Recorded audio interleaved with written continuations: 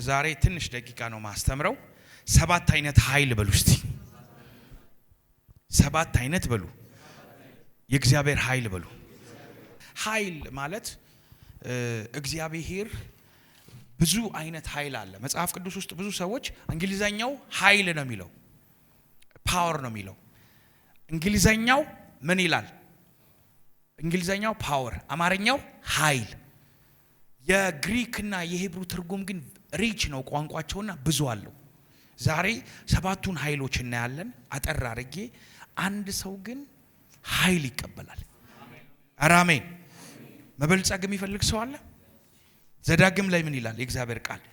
ትበለጽግ ሀብትን ታከማች ዘንድ ኃይልን ሰጠው ይላል። አሁን ብዙ ሰው ሀብታም ለመሆን ይጥራል። ከእግዚአብሔር ኃይል ካልመጣ መበልጸግ አትችሉ። ኢየሱስ ጌታ ነው። እስቲ የእግዚአብሔር ኃይል በሉ እስቲ። ኃይል የሚለው ቃል ትርጉሙ ምንድነው? ሱፐርናቹራል አቢሊቲ ወይም ልዕለ ተፈጥሯዊ ብቃት ማለት ነው። ልዕለ ተፈጥሯዊ ብቃት። እስቲ ልዕለ ተፈጥሯዊ በሉ ብቃት። መጽሐፍ ቅዱስ ውስጥ አንድ ብዙ በዚህ በኃይል የተሞሉ ሰዎች እናያለን። ሳምሶን እንመልከተው። ሳምሶን ምን አይነት ሰው ነበር ስትሉ፣ ሳምሶን በጣም በልዕለ ተፈጥሯዊ ኃይል የተሞላ ሰው ነው። በአህያ መንጋጋ 1000 ሰው ይገድል ነበር። 1000 ሰው። እንደውም ብዙ ሰዎች ሳምሶን እንደሚታሰበው በጣም ወፍራም ሰው ምናምን ላይሆን ይችላል፣ ቀጭንም ሰው ሊሆን ይችላል። በሳምሶን ላይ የእግዚአብሔር መንፈስ ይወርድበታል። ምን የስራትን ሰንሰለትን እንደ በቃ በፍታ ልብስ ይላል እሳት ሲያገኘው እንደሚበጠስ እንደዚሁ ይበጠሳል። ሰንሰለትን ሲምፕሊ ይበጠሳል። እስቲ ኃይል በሉ እስቲ። ይሄ ልዕለ ተፈጥሯዊ ብቃት ነው። ዛሬ ይሄ ወር እግዚአብሔር ምን ብሎኛል? the means of power ብሎኛል። የኃይል ወራችን ነው። ሌላ ሚራክለስ ፓወር ነው። ልዕለ ተፈጥሯዊ ኃይል ነው። ባይዘው ሚራክል የሚለው ቃል ወይም ተአምር የሚለው ቃል ተአምር አይደል የሚለው? ተአምር ማለት ከአእምሮ በላይ የሆነ ማለት ነው። ልዕለ ተፈጥሯዊ ኃይል በተፈጥሮ ኃይል ላይ ሲገለጥ ላስታውሳችሁ። መጽሐፍ ቅዱስ ላይ ኤልሳ የሚባለው ነብይ ምን አደረገ ይላል? ነብዩ ከሰው መጥረቢያ ተቀብሎ መጥረቢያው ውሃ ውስጥ ገባበት፣ ብረቱ ሰጠመ ይላል። እውነት ነው። በፊዚክስም ህግ በናቹራል ህግም ከባድ ነገር ውሃ ውስጥ ሲገባ ምን ይላል? ይሰምጣል። ከሰመጠ በኋላ የእግዚአብሔር ሰው እባክህ ይሄ ነገር እኮ ከሰው ተውሼው ነው ብሎ ሲያለቅስ አንድ ነገር አደረገ። እንጨት ጥሎ እንጨቱ ሰጠመ። ምኑ? መጥረቢያው ብረቱ መንሳፈፍ ጀመረ። እስቲ ተአምራት በሉ እስቲ። ይሄንን ማድረግ የሚችል ተአምራታዊ ኃይል ነው። አሁን ብዙ ሰው ተአምራታዊ ኃይል እንዳለው እግዚአብሔር በሱ እንደሚሰራ አያውቅም። ማጂክ ወይ ጥንቆላ ወይ ሟርት ነው የሚመስለው። ይሄ የእግዚአብሔር ኃይል ነው። ይሄ የእግዚአብሔር ኃይል ነው በሉ እስቲ። አያችሁ፣ ተአምራታዊ ኃይል አለ። እኔ ዛሬ ለአንድ ሰው ልጸልይ በጌታ በኢየሱስ በቃ የናንተ ነገር የሰው ነገር የሰጠመባችሁ ዛሬ የእግዚአብሔር እጅ መጥቶ የእግዚአብሔር ኃይል መጥቶ የናንተን ነገር በኢየሱስ ስም ከፍ ያድርግላችሁ። የተወሰደባችሁ ይውጣላችሁ። የተሰረቀባችሁ ነገር ይምጣላችሁ። የተሰጠመባችሁ ይንሳፈፍላችሁ። ሚራክለስ ፓወር ነው። ሱፐርናቹራል ፓወር ነው። የሚገርማችሁ ኢየሱስ ሐዋርያቶቹ ሲጠቀሙባቸው የነበረ የእግዚአብሔር ኃይል ሚራክል ነው፣ ፓወር ነው፣ ኃይል ነው። ኃይል የሚለው ቃል ብዙ አይነት ትርጉም አለው። የእግዚአብሔር መንግስት የምንድናት ይላል? የኃይል። እኔ ጳውሎስ ምን አለ? እኔ ወደ እናንተ በመጣው ጊዜ በሚያባብል ቃል አይደለም፣ በሚያባብል በሰው ጥበብ አይደለም፣ መንፈስንና ኃይልን በመግለጥ መጣው ይላል። መንፈስን የሚገልጥ የእግዚአብሔር ኃይል አለ ማለት ነው። የእግዚአብሔር ኃይል አለ። ይሄ የእግዚአብሔር ኃይል ምንድነው? ወንጌል ሰዎች እነሱና ወንጌል ሄደው ይሰብካሉ። ብዙ ወንጌል ሰባኪ ታውቃላችሁ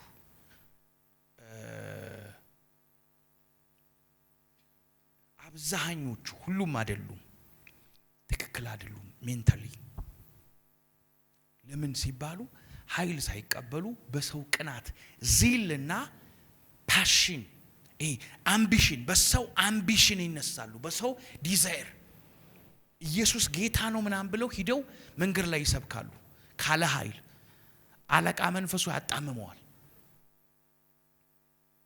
አለቃ መንፈስ አደባባይ ላይ ሂደት ወንጌል ሲሰብክ አለቃ መንፈሱ ምን ያደርጋል ይመታዋል ከሰውስ ጋባ ነው እኔ ብዙ ጓደኞች ወንጌል የሚሰሩ ጓደኞች አሉ ኮንሲስተንሲ በህይወታቸው ላይ የሆነ ችግር አለ ተው ለምንድን ነው በቤተ ክርስቲያን ስር ሆነህ ለምንድን ነው ማታገለግለው ጾመህ ጸልየህ በእግዚአብሔር ፊት ኃይል ተሞልተህ ወንጌል ማታገለግለው ስላቸው አይሰሙ ለዛ ነው መጽሐፍ ቅዱስ ሐዋርያት ሥራ 1:8 ላይ ምን ይላል የእግዚአብሔር ቃል ኃይልን እስክትቀበሉ ከኢየሩሳሌም አትውጡ ኃይልን በተቀበላችሁ ጊዜ በይሁዳ በሰማርያ እስከ ምድር ዳርቻ ምስክሮች ትሆናላችሁ መንፈስ ቅዱስም በእናንተ ላይ በወረደ ጊዜ ኃይልን ትቀበላላችሁ ዛሬ ኃይል ይቀበል አሜን አሁን አንዳንዱ ሰው ይወጣል ብቻውን ይወጣል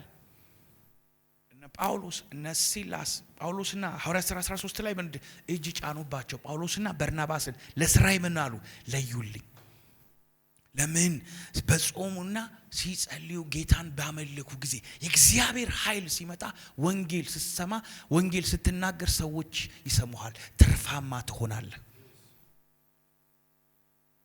አያችሁ በቃ አንዳንድ አሉ ውጭ ሀገር አሉ ፈረሱን ምን ያደርጉታል አሉ አረንጓዴ መነጽር ያደርጉለትና ድርቆሽ ያበሉታል አሉ እሷ ነጭ ሳር አገኘሁ እያለ ይበላል አሉ አሁን አንዳንዱ ሰው ከተማ ላይ ስለጮኸ ወንጌል ከሱ እንደሰራ አድርጎ ራሱ ሊያስብ ይችላል እኔ ወንጌል በሚሰሩ ሰዎች በጣም ትልቅ ክብር አለኝ እኔ ያልኩኝ ያለሁት ወንጌል ግን በኃይል ይሰራ አሜን በሏ እግዚአብሔር ከኔ ጋር አለ በሉስ የእግዚአብሔር ለዛ ነው እኔ አለ የእግዚአብሔር መንግስት በቃል ብቻ አይደለችም ኃይልን በመግለጥ ናት አንደኛ ቆሮንቶስ 4:20 እኔ በኢየሱስም ኃይል ይለቀቅ ኃይል በእኛ ህይወት ላይ ይሁን ይሄን ካልን መጣበታለሁ ኃይል 7 አይነት ኃይል አለ እቺን ነገር ነግሬ ቅዳሜን እንቀጥለዋለን ኢየሱስ ጌታ ነው ዱናሜስ በሉስቲ 7 አይነት ኃይል አለ ዱናሜስ የሚባለው ኃይል ምን አይነት ኃይል ነው ለዛ ነው ሐዋርያት ሥራ 10:38 እግዚአብሔር የናዝሬቱ ኢየሱስን በመንፈስ ቅዱስና በኃይል ቀባው ይላል ዛሬ ኢየሱስ አንድ ሰው ይቀባ በኃይል ይቀባ በመንፈስ ቅዱስ ይቀባ የኃይል ከተሞላ በኋላ መንፈስ ቅዱስ ከተሞላ በኋላ ምን ያደርጋል መልካም ያደርግ ነበር ባይዘው መልካም ለማድረግ ኃይል ያስፈልጋል ፖዚቲቭ ቲንከር ሆነ ለሰዎች ራርተህ ለመርዳት የእግዚአብሔር ኃይል ያስፈልጋል ድሆችን ለመርዳት ለሰዎች ለአብረህ ለመቆም ለታመሙት አሁን እኮ የታመመ ሰው እኮ ወድቆ ስናይ እኮ ተተና ምን ሄደው ስኳሩ ተነስቶበት የሚበላው አጥቶ መድኃኒቱን እንትን ይያለ እየተንፈራፈረ ልክ ጌታ ኢየሱስ እንዳለው ካህኑ መጥቶ ቅዳሴ ደርሶብኛል ብሎ ትቶት ሄደ ይላል ሊዋዊውም ምን ወር ትቶት ሄደ ይላል ዛሬ በጌታ በኢየሱስ ስም በሉስ ዛሬ በጌታ በኢየሱስ ስም እግዚአብሔር አምላክ ከኔ ጋር ነው በሉስ ኢየሱስ ጌታ ነው እሺ ዛሬ በኔ ላይ በሉ የእግዚአብሔር ኃይል አለ በሉስ ኃይል ሲኖር ለሰዎች ምትራሩ ያደርጋቸዋል ኃይል መልካም እያደረገ በአጋንንት ምን ያሉትን ይላል የታሰሩትን የተገዙትን እየፈታ አንድ ክፍል አለ በጣም ደስ የሚለኝ ክፍል እስጢፋኖስ ብሉ እስቲ እስጢፋኖስ ይላል እስጢፋኖስ ምን ይላል የእግዚአብሔር ቃል እስጢፋኖስ በእስጢፋኖስም ሐዋርያት ሥራ 6:8 ላይ ጸጋና ኃይልን ተሞልቶ በሕዝቡ መካከል ድንቅና ታላቅ ምልክት ያደርግ ነበር ጸጋ ካለብህ ድንቅም ተአምራትም ማድረግ የምችለው ጸጋና ኃይል ነው ዱናሜስ ነው ይሄ አጋንንትን የምናስወጣበት በሽተኞች የሚፈወሱበት ገደብን እስራትን የሚበጥስ ድህነትን የሚሰርስ ዱናሜስ ይባላል። ለአንድ ሰው ዱናሜስ ይለቀቅለት። ሁለተኛው ኤክሶሲያ የሚል አለ። ይሄ ኤክሶሲያ የሚባለው just በግሪክ መያዝ ምናምን አይተጠበቅባችሁ። ሐዋርያቶቹ ላይ የነበረ በሽተኛን የሚፈውስ ብላችሁ በአእምሯችሁ መያዝ ትችላላችሁ። ኤክሶሲያ የሚለው ቃል ግን ምን ይላል? በጠላት ኃይል ሁሉ ላይ ምን ሰጥቻችኋለሁ? ስልጣን። ላመኑት ለተቀበሉት ለእነርሱ የእግዚአብሔር ልጆች ስልጣን ማለት ኦቶሪቲ ይባላል። ኤክሶሲያ ሌጋል ራይት፣ የእግዚአብሔር ልጆች የሆኑ ያመኑ ልጆች የሆኑ አጋንንትን ማዘዝ የሚችሉ ምንድነው? ስልጣን ነው። አንድ ሰው ላይ የእግዚአብሔር ኃይል አለ። እዛ ነው ያስቄዋ ልጆች ምን ይላቸውም? የሊቀ ካህን ልጆች ናቸው። ዳግም አልተወለዱም። ጳውሎስን አውቀዋለሁ፣ ኢየሱስን አውቀዋለሁ፣ እናንተ ከማናችሁ ብሎ በረታባቸው፣ ራቁታቸውን እስኪሆኑ ድረስ አሳደዳቸው። እነዚህ ሰዎች ምንድነው የሌላቸው ችግሩ? ኤክሶሲያ ስልጣን የላቸውም። ምን አሏቸው? በምን ስምና በምን ስልጣን ተሰብካላችሁ ትፈውሳላችሁ? ኤክሶሲያ በሉ እስቲ። እኔ ላይ የእግዚአብሔር ስልጣን አለ በሉ። ሶስተኛው ስልጣን ምን ይባላል? ካራቶስ። እስቲ ካራቶስ በሉ እስቲ። አሁን ብዙ ሰው ለዛ ነው ኃይል ይላል። ምን አይነት ኃይል ይላል? መንፈስ ቅዱስ መጥቶ ካራቶስ ነው፣ ዱናሜስ ነው፣ ኤክሶሲያ ነው የሚያስፈልግህ። ካራቶስ የሚባለው ደግሞ ካራቶስ ማለት የመንግስት ባለስልጣን፣ መንግስታዊ የሆነ ባለስልጣን የሚያደርግ ምንድነው? ኃይል ነው። በጌታና በኃይሉ ችሎት የበረታችሁ ሁኑ። be strong, he's mighty ነው የሚለው in the Lord። በጌታና በኃይሉ ችሎት የበረታችሁ። በኃይሉ ችሎት ማለት ይሄ ካራቶስ የሚባለው ስልጣን ምን አይነት ስልጣን ነው? በነገስታት ፊት ጽኖ ፈጣሪዎች። ኧረ አሜን። አሁን ብዙ ሰው ባለስልጣን የእግዚአብሔር ልጆች አሉ። ባለስልጣኖች ይሄ ኃይል ያስፈልጋቸዋል። ልንጸልይላቸው ቤተክርስቲያን ውስጥ ያሉ ፓርላማ ውስጥ ያሉ ክርስቲያኑን ይሄ ነው ኃይል ያስፈልጋቸዋል። አሜን። ዳንኤል በዚህ ኃይል የተሞላ ነበር። በሶስት ስርወ መንግስት ውስጥ ተመራጭ ነበር። አሜን። ዮሴፍ ይሄ ኃይል ነበረበት። ቀለበቱን አውጥቶ ሰጠው። ከቀለበቴ ውጭ፣ ከሚስቴ ውጭ፣ ከዙፋኔ ውጭ ሌላ ሁሉ ምን አለው? ያንተ ነው። ኧረ በኢየሱስም ኃይል ተቀበሉ። አሁን መንግስት ላይ ፖዚሽን ላይ ያላችሁ ይሄ ኃይል በኢየሱስም ይለቀቅላችሁ። ዲቴል ገባበታለሁ። ሌላኛው ኢስኮስ ይባላል። የውስጥ ብርታትን በችግር የሚያጸና ኃይል። በችግር የሚያጸና ኃይል ወሉት የውስጥ ብርታት። አንዳንድ ሰዎች በቃ ይሄ ኃይል ስላላቸው በምንም አይነት ነገር ውስጥ ሲያልፉ ምን አሉ? አይደክሙም፣ አያማርሩም፣ ደስተኞች ናቸው። እስቲ ኦቲዝም ያላቸው ኦቲዝም ልጆች ያሏቸው ልጆች እስቲ አጨብጭቡላቸው። እግዚአብሔር ይባርካቸው።